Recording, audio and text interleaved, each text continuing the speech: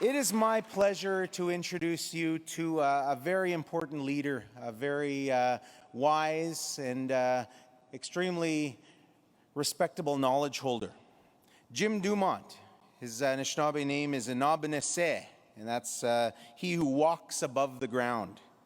He's Ojibwe Anishinaabe from the Wabjeshi clan, which is the Martin clan, the clan that adopts people, the clan that is also our people that serve as our Ogichida, the warriors in our communities. He's a fifth-degree member of the Three Fires Medewan Lodge. Medewan is the way of the heart. And he's originally from Shawniga First Nation on eastern Georgian Bay in the Great Lakes. That's what the paper says.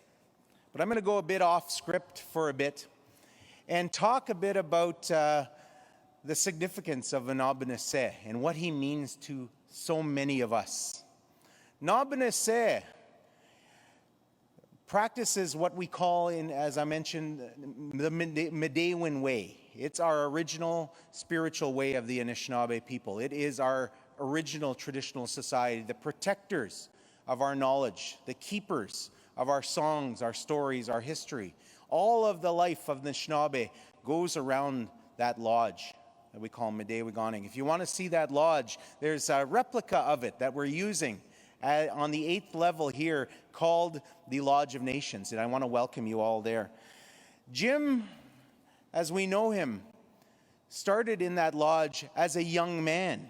We see Jim now as the white-haired elder that we know grow to love and respect, but he started as a young man, as a young family man, in our lodge 47 years ago. This way of life called the Medewan was lost to the world. It was kept hidden, and there are very few keepers of that.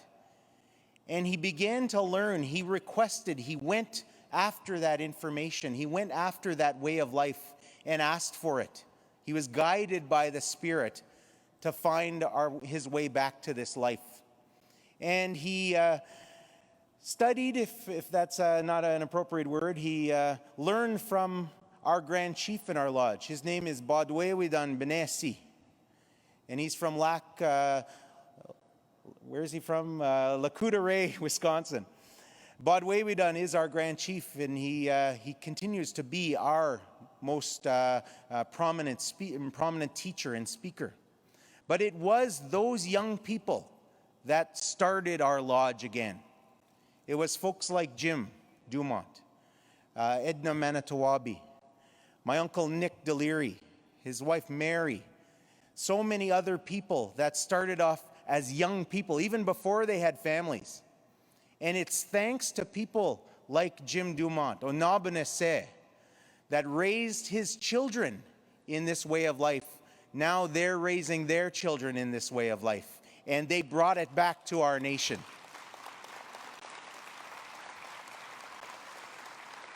For us, it can't be understated as Medewan and Anishinaabe, and for the Anishinaabe people of this territory, we can't give enough thanks to our leaders like Onaubinisay and like Onaubinisay. We are so thankful because I'm able to say that I'm raising my children in this way. I know my way, original way, as an Anishinaabe, and I'm so happy that the Spirit finds its way in this place because of the leadership of Onaubinisay. So a big round of applause, a big rousing welcome to Onaubinisay, Jim Dumont.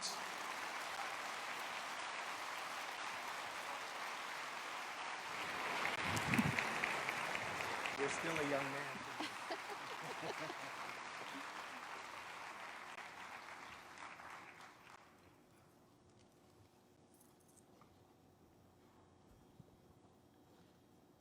Ojo. As you have already heard, Onaubinisay Nishinikas, Wabajeshi and Wodem. Nigan Yijik, and I was also given the name Nigan Yijik, which means the leading sky. I am of the Martin clan, Shawanaga and Don Jaba. I originate from Shawanaga.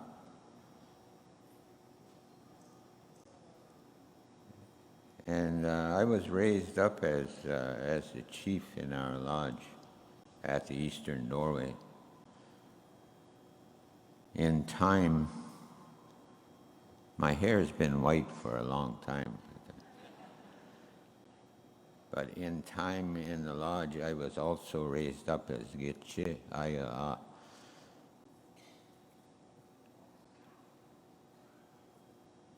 That's a hard one to say, that you are Gitche Aya. Because that word, actually, the sense of that word is, it is in the word, a great being. That was the way that we referred to our elders, as great beings.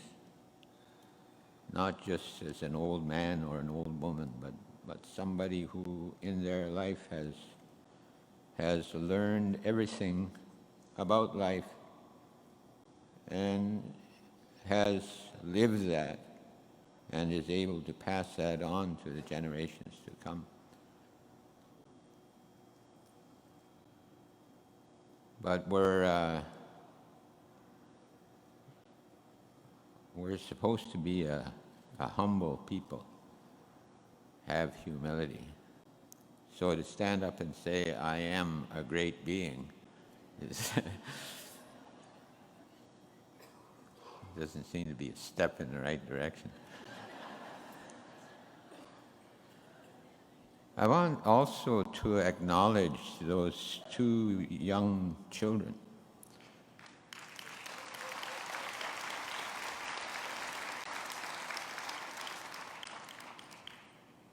I think the way that they talk about those words that are spoken is that these are the words that are spoken before any other words are spoken.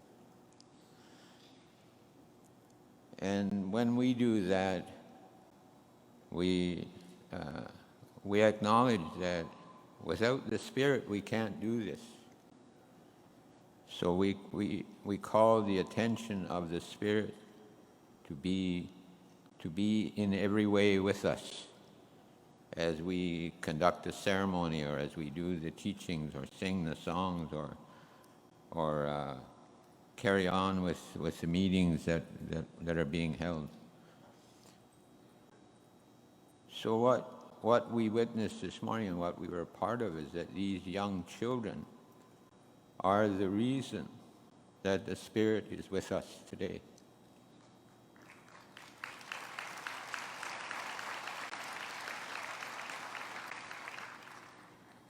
There is this great concern about our language. Some of them are threatened with extinction. But being witness to what took place today, we can feel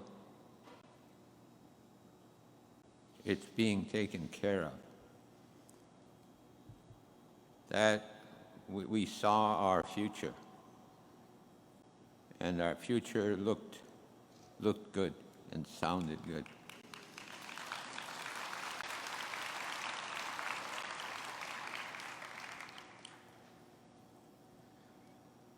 As I was sitting there listening to people talking, these words went across my mind.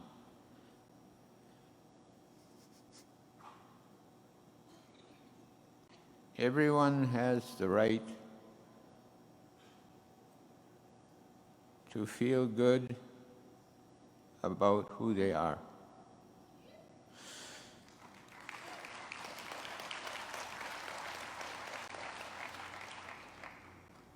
And for us, all that we have been through since the coming of this other people to our island,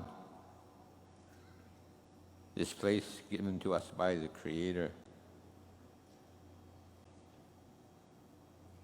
it's been a long time that we haven't felt that way.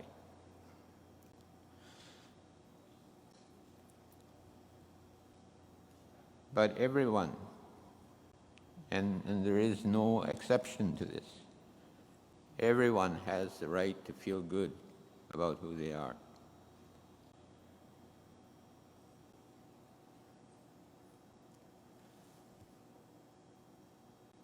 I'm used to having enough time to say what I want to say.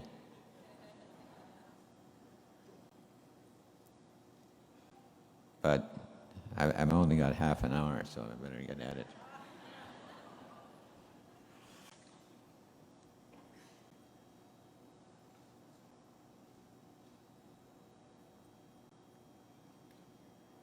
We were given a way of life. It's not a religion, it's a way of life.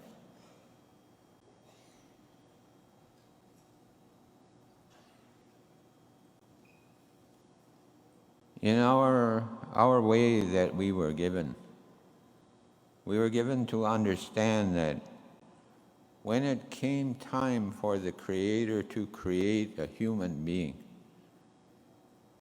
He created him, He created her 4 ways, as the 4 colors of human life. That's our belief. Human life didn't originate in one part of the world and spread all over the earth. Human life began in 4 places on this earth. And if we still remembered where we came from, we could trace our way all the way back to the very first one who was lowered here to this earth in this part of the world. In this part of the world.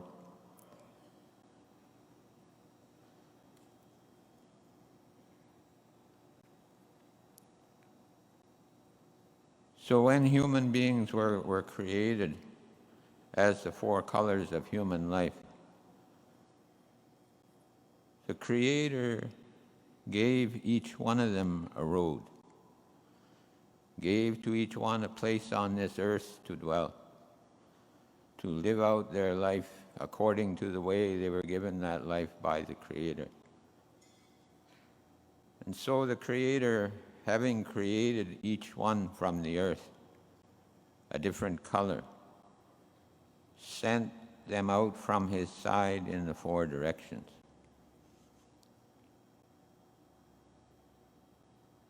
The red color that we know as Neskogabawit, red color standing, was the only one who looked back. And that doesn't speak ill or unfavorably of the other colors. It just says that they were so taken by the life that the Creator gave them. They were so awed by that life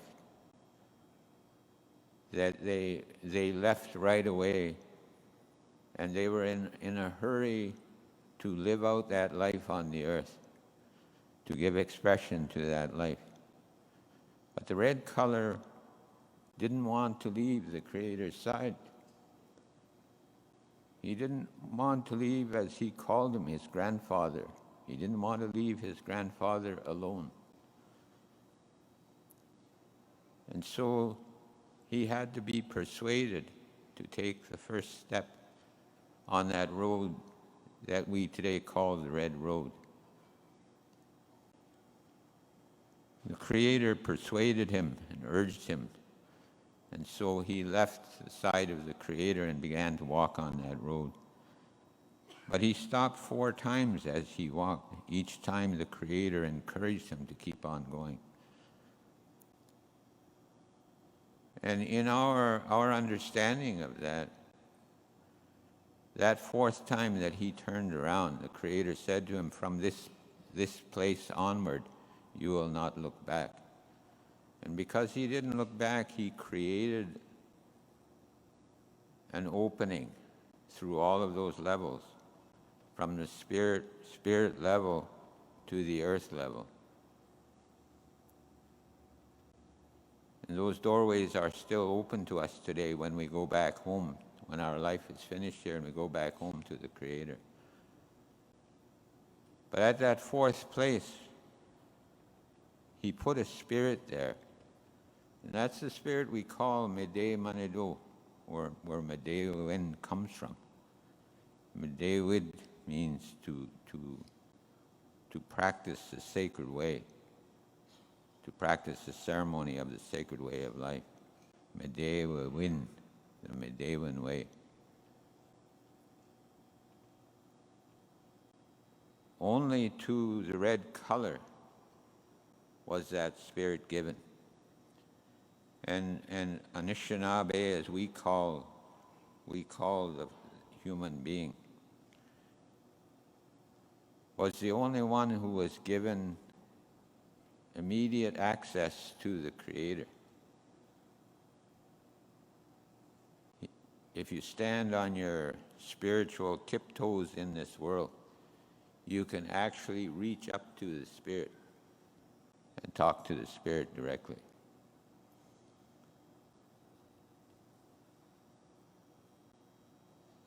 And I'm sure that the other colors of the world have their own story about how they are special to the Creator and how their journey to live out the sacred life on this earth was given to them.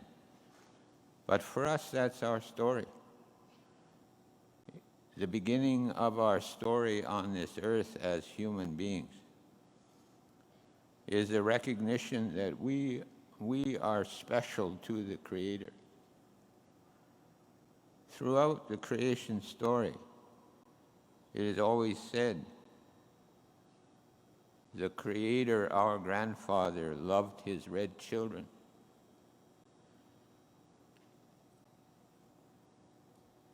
How we could ever lose that sense of being is hard to imagine. As it is now looking back, hard to imagine how great and powerful a people we must have been when from the very beginning of life we heard those stories of our creation, how the Creator made us as a people.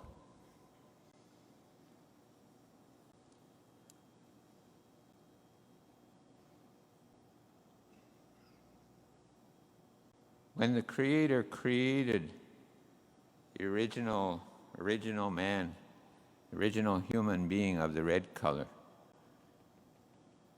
in the same way as he had created all of the colors of the earth, he gathered up 4 parts of earth from the 4 directions of this island today we call the Turtle Island. And he mixed that earth together in his hands, and when he opened up his hands, that earth mixed together was the red color. And then he began to shape him in his today's appearance. And when he opened up his hands, there he stood, the red color.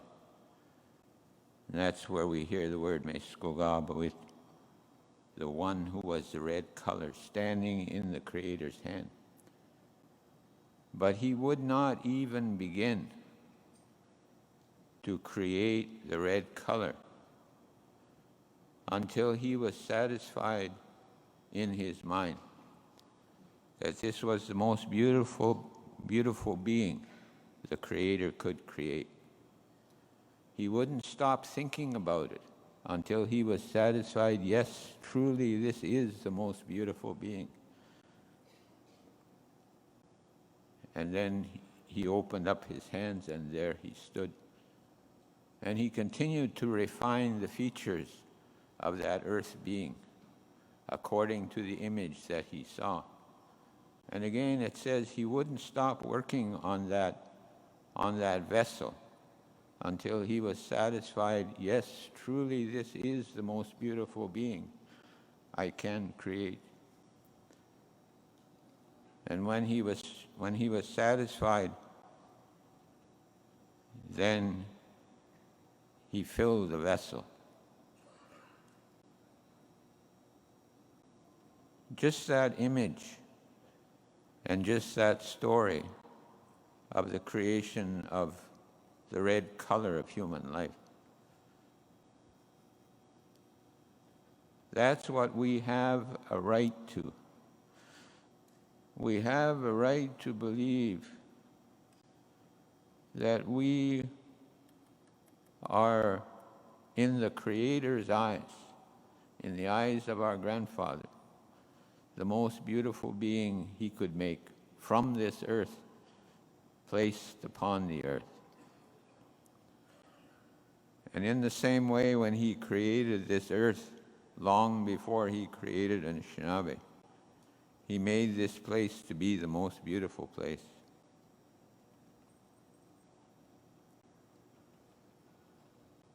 He created this world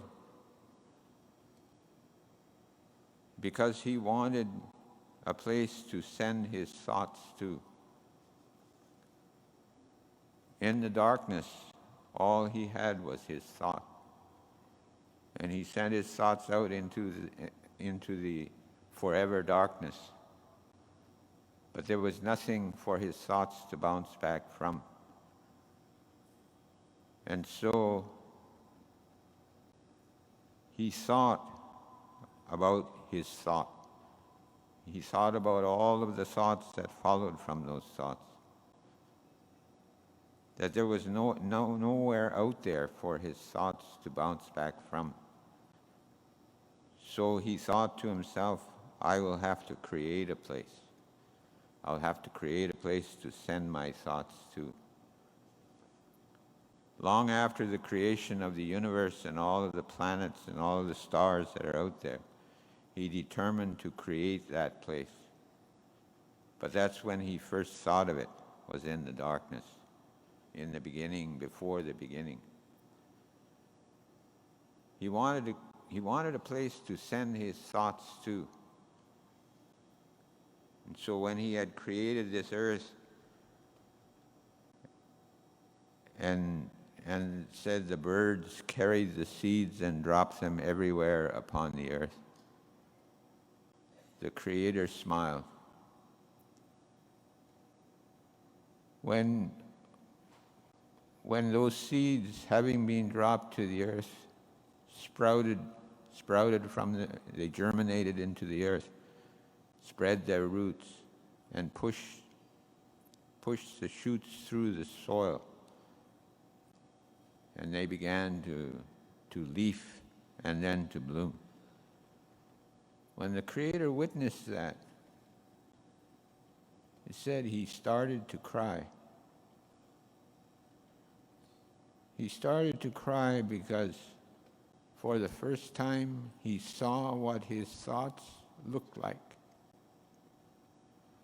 Our mother said our mother was so beautiful when she was young. And the dress that she wore was the most beautiful dress. All of the flowers, all of the berries, all of the foods, all of the plants and medicines of life came into bloom. And that's what made the Creator cry. He cried tears of joy at how beautiful his thoughts were as they became actualized in this world. And so we know all the other reasons why the earth was created. That was one of the primary reasons why. To create a place to send his thoughts to. So when it came time to create Anishinaabe, the human being, in the same way he imaged how beautiful he would look, and he created him according to that image.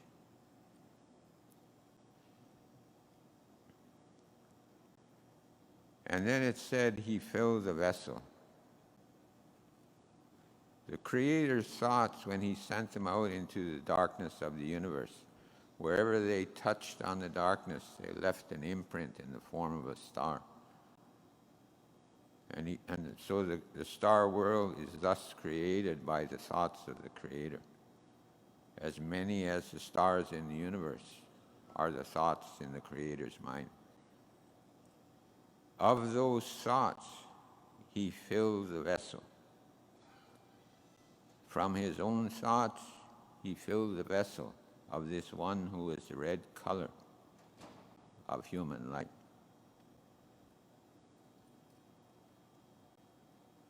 And what that tells us is that for us,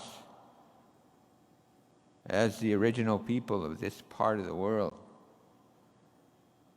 there is no greater intelligence than indigenous intelligence. And I wonder again, how could we ever have forgotten that? How could we ever traded our way for a way that questioned the validity and sacredness and the awesome truth of our knowledge about the life that was given to us?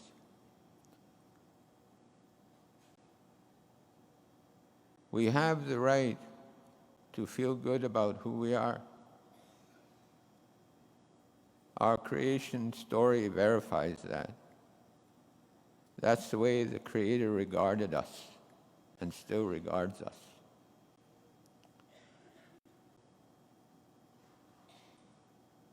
He filled the whole vessel with his thoughts.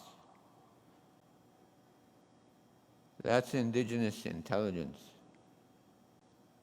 That's the intelligence that we were given. And it was throughout our whole being, not just in our brain, not just in our head. Our intelligence is throughout our whole being. Our mind is throughout our whole being. And then he touched that first being at the center of the vessel. And when he did, he caused his heart to beat in time with the heartbeat of the Creator of life.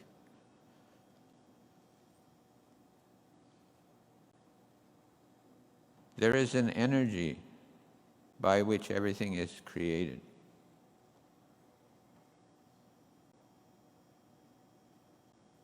Everything began in the darkness, when there was nothing yet created.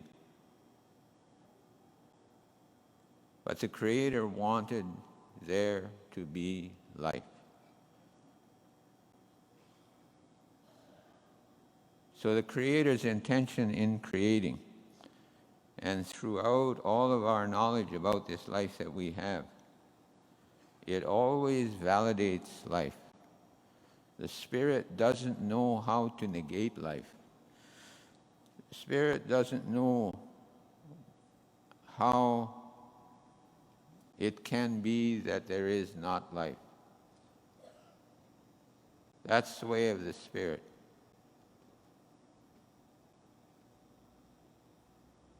And that energy is what in English we call love. That energy of caring and kindness. This desire to live life is what we were given. This desire is, if you understand emotion spiritually, it's this emotional drive that we have to live this life in its finest expression of being. Anishinaabe, that's how he was created to be. That's how she was made to be. The Creator wanted to provide a way for a spirit to be able to actually live in this world. Spirit is a spirit, and unless the spirit is vested within a physical vessel of this world, the spirit can't live here. And so the Creator created a human being. When he had filled that vessel with all of his thoughts and the rhythm of his heartbeat, then he breathed into him the breath of life. And when he breathed into him the breath of life, there was transferred from the all-spirit to the vessel, the individual spirit of who each one of us is. That's the way we were created to be. We are a spark of the Spirit of the All-Spirit, the Great Spirit. And in our way of thinking and in our way of knowing, the Creator would never destroy that which is of Himself. So we have no concept of where people would be damned forever, or a place like hell where people would be committed to.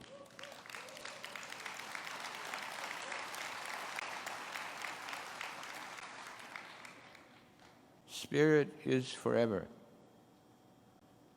We are charged almost as a responsibility to find the best way to pursue our lives so that the Spirit can express herself in the world in which we live.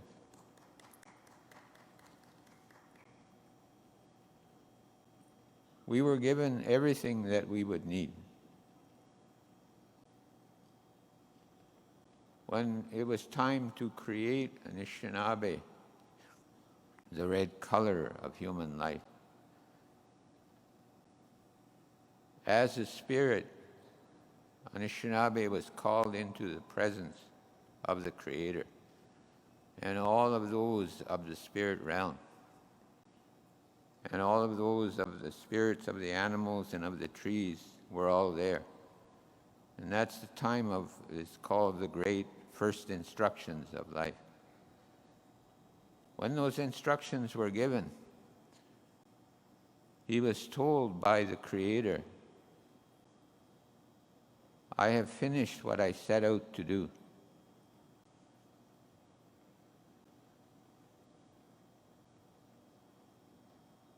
I have given you everything that you will ever need. The road I have given you is long. You have a time to live on this earth, and the time I have given you is long enough to experience the great beauty and joy of this life, and to do in this life what I might ask you to do. I have left nothing out. The Creator never made a mistake when He created us.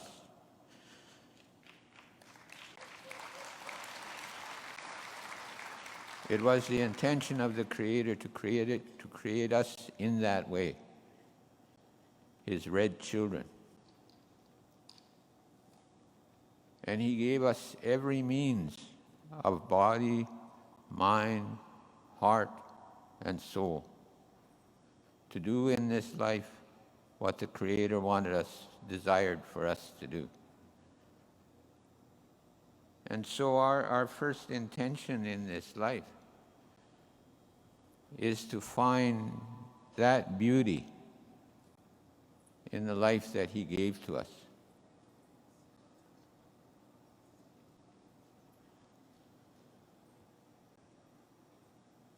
In the spirit realm, you can't touch life in its physical manifest form.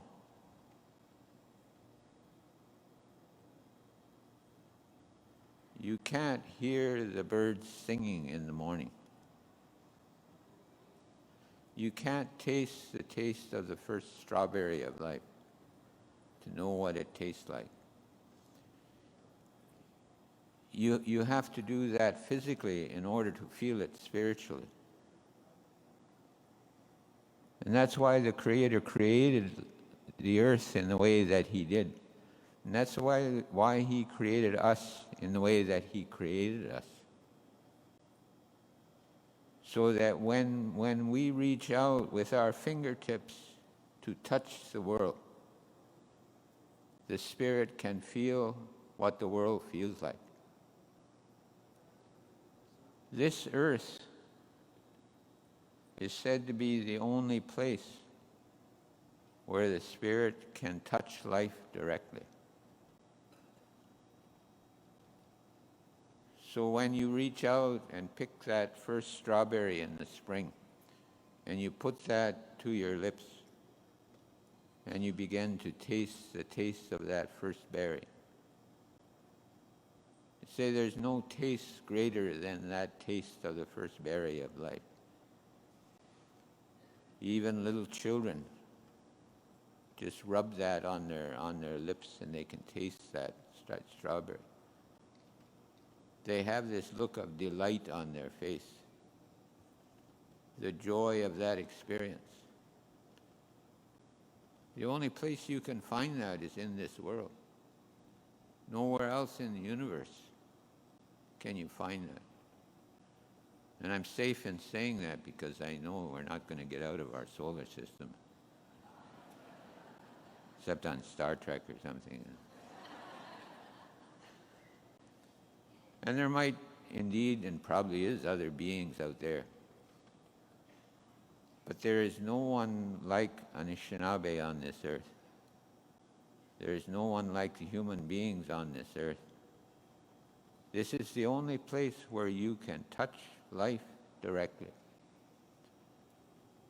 So when that child experiences the taste of that strawberry, magnify that 1,000 times,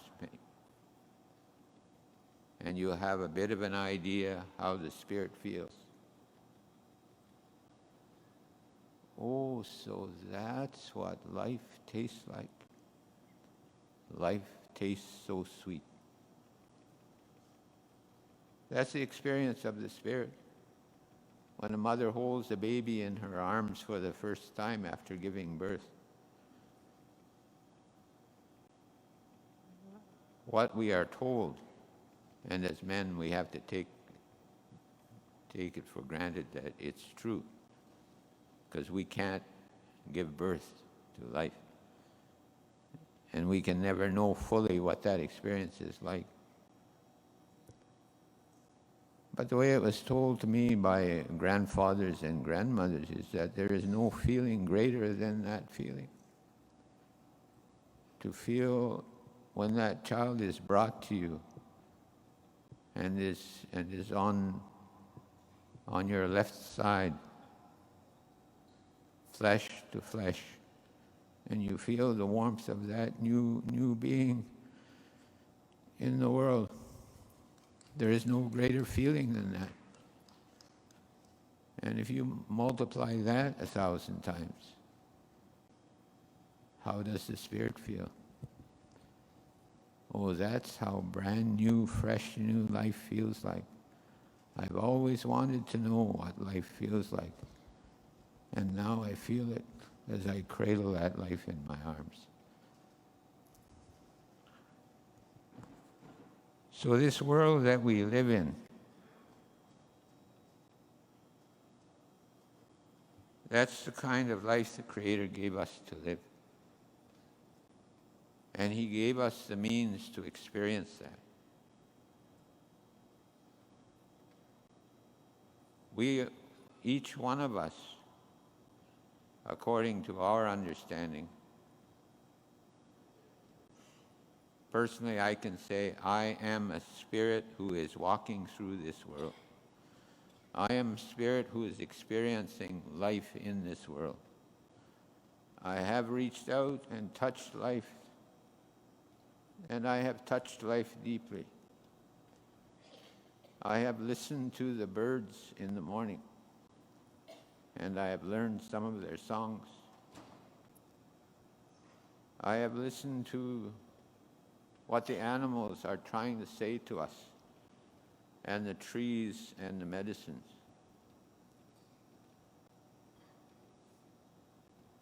And this life the Creator gave us is full.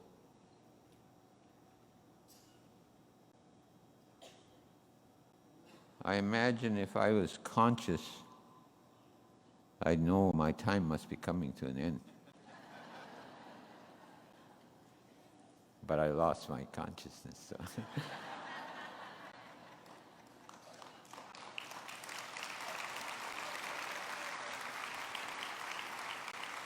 So I'll finish with this.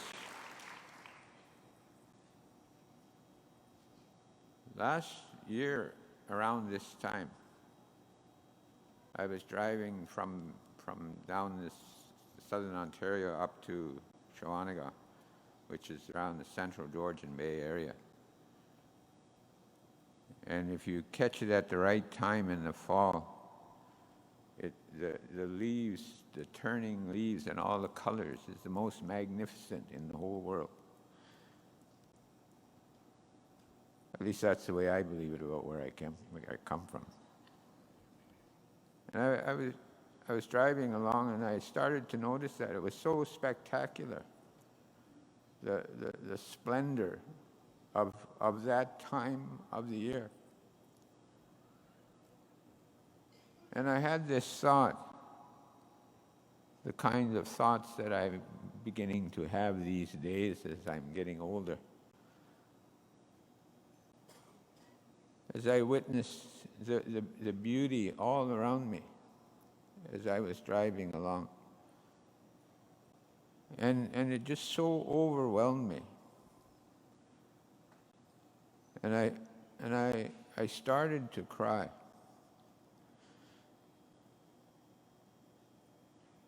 And this whole big emotion rose up inside me and overflowed into tears. And it was tears of joy at how beautiful this world is.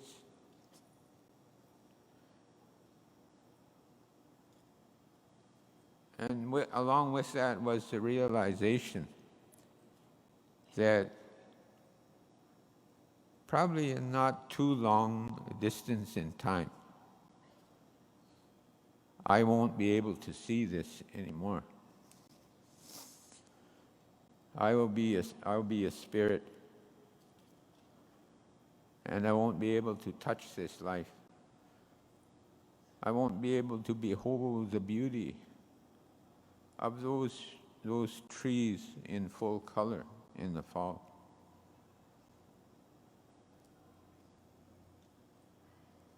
And so in the time that we have on this earth, appreciate the beauty of this world. This is the only place as a spirit that you can experience it. Take care of it. Take care of our relatives in this creation. Take care of the trees and the grass, the plants and the flowers, so that they will always have the promise that they were given of the fullness of life. And it is true, we have to speak for them. They have their own voices in communicating with one another. But the human being is the only one that was given language. And we have to speak for them. They are without a voice in that way. We have to speak up for them. We have to believe in the beauty of this world. And as indigenous people of this earth, we need to feel good about ourselves. And we need to look into the teachings that we have to find those ways that we can speak for this life. There may be people who are so into the synthetic creation of life around us that they have lost touch with life. They are motivated by other things that end up being destructive for the life all around us. And we have to appeal to their conscience, and we have to speak up for our relatives who are still doing what the Creator gave them to do.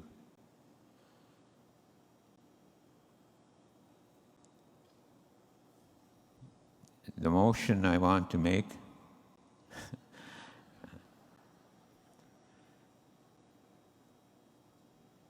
I made this suggestion one time to a group of priests, Jesuit priests. And I don't know if they thought it was a good idea, but they never did anything about it.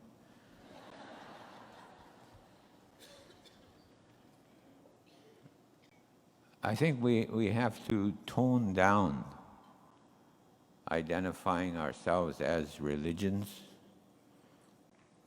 and as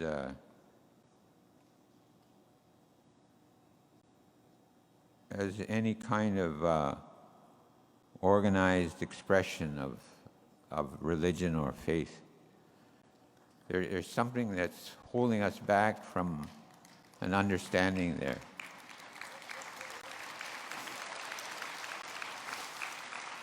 I think we should create some kind of institute for the study of the Spirit. That's what I think.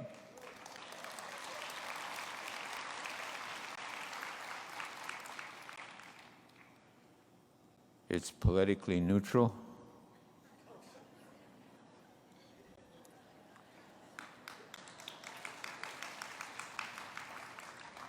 If you believe in the spirit of life, you can't ever think that your way is favored by the Creator over another.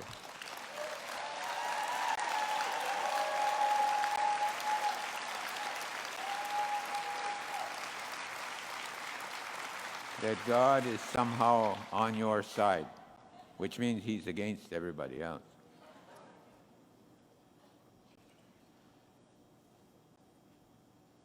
Being spiritual is being of the way of the Spirit. We were given a way to live in this world as the Spirit, touching this life and experiencing this life directly. That makes everything we do, from tasting a strawberry to smelling a flower or a braid of sweetgrass to hugging a tree or setting entrapped animals free. Everything that we do is spiritual. Taste the strawberry. It makes the spirit happy. So the very physical things of life, the material things of life that we can feel and enjoy, that's spiritual. There's nothing more spiritual than living your life on this earth in the most direct way. And in the most beautiful way, express yourself in your own life. You guys, somebody take me off this stage.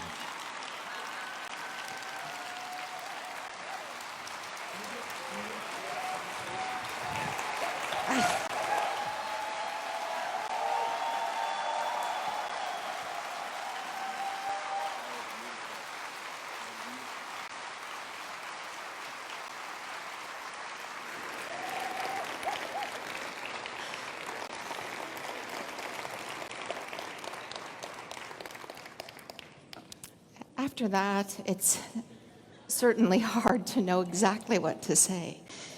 I think many of us were moved to tears. I know Bob and I have been crying together back there.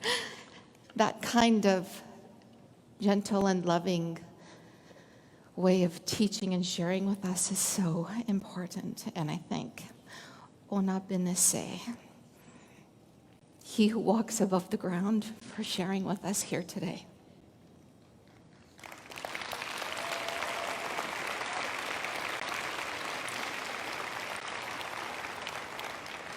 So I think we should try to come together and create an institute for the study of the Spirit. Yes, I hope that way.